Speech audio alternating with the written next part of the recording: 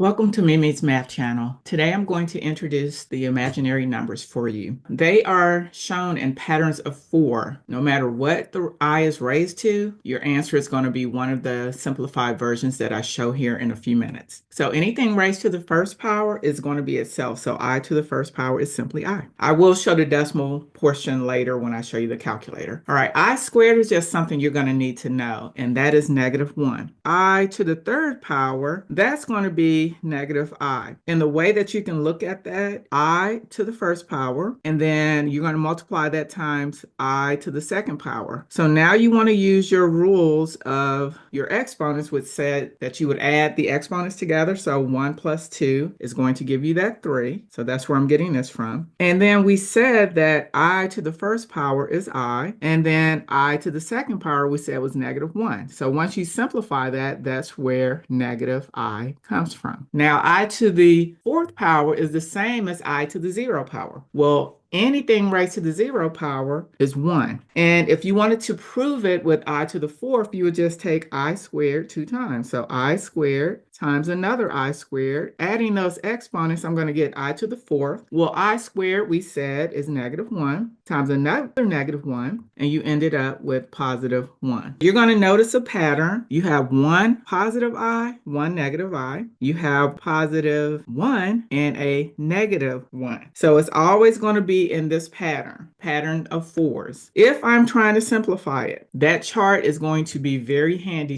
If I put this in, it told me over to the side what the actual answers are. You're going to learn in another video that you would set it up as a complex number where the first part is your real part, that's a real number, and the second part is your imaginary part, which has the I next to it. I on the calculator is located by your decimal, but it's in blue, which means that I have to press the second button first and then the decimal. And now if I want to raise it to the fourth power, hit enter, it tells me that my answer is 1, just like my chart just told me. I could do the same thing and raise it to the 0 power, and I see that again, it's going to be 1. In terms of my decimal, I think of this as money, like a dollar. So I have 4 quarters that make up $1. What does 1 quarter look like as a decimal? Well, it looks like 0.25. And then 2 quarters is 0.50. 3 quarters is 0.75. And then if I'm talking 0, then it's just going to be 0, or a dollar is 1.00. If I said I to the 64th power, you can manually use long division and divide by 4 because it's always going to be powers of 4. If I were to subtract this, we are looking at our remainder. The remainder is going to be 0. So I put an I in front of that, go to the chart where it says I to the 0, and my answer is 1. If I used a calculator, I would type in I to the 64th power. It's going to be 1. Or I could have typed in 64 divided by 4, and that would tell me 16 with no remainder. So if the remainder is 0, it's going to be 1. So this one, the 2, is just going to be by itself, just like normal. But I'm multiplying it because if I have anything next to each other, that indicates I'm multiplying. I to the 19th. So I'm going to do the same thing. I can use long division. I am looking for the remainder. Once I subtract it, I get 3. So I'm going to put an I in front of it. Whatever this I to the third power is in my chart is going to be the answer for I to the 19th, which is -I. And now once I simplify this, this is really -2I. And I can go to my calculator and I can type in that same 19 divided by 4 to see 0.75. So decimal wise, 0.75 is the same as I to the third, which is the same as -I. Or I could type in second I raises to the 19th. And so it tells you your final answer is -2I. If I raise I to the 25th, then I'm going to take 25 and I'm going to divide it by 4. I'm left with 1. So I to the first power is simply I. If I go to the calculator, I can type in 25 divided by 4, and my decimal is 0.25. So if I go to my table, I see that 0.25 is I, or I could just type in I to the 25th, and I'm still going to get the same answer, which is I. And then my last example is negative 3i to the 14th. And I'm left with 2. I'm going to put an I in front of it. I to the second power is negative 1. And once I simplify this, negative 3 times negative 1 is positive 3. Using a calculator, I'm going to type in 14 divided by 4, which gives me 0.5. Go to my table, and I can see that 0.5 is negative 1. Or I could actually just put the whole thing in. Remember, this is negative, this is minus. So negative 3i is raised to the 14th power, and my answer is 3. Thank you for watching. Please remember to like and subscribe. Have an amazing day.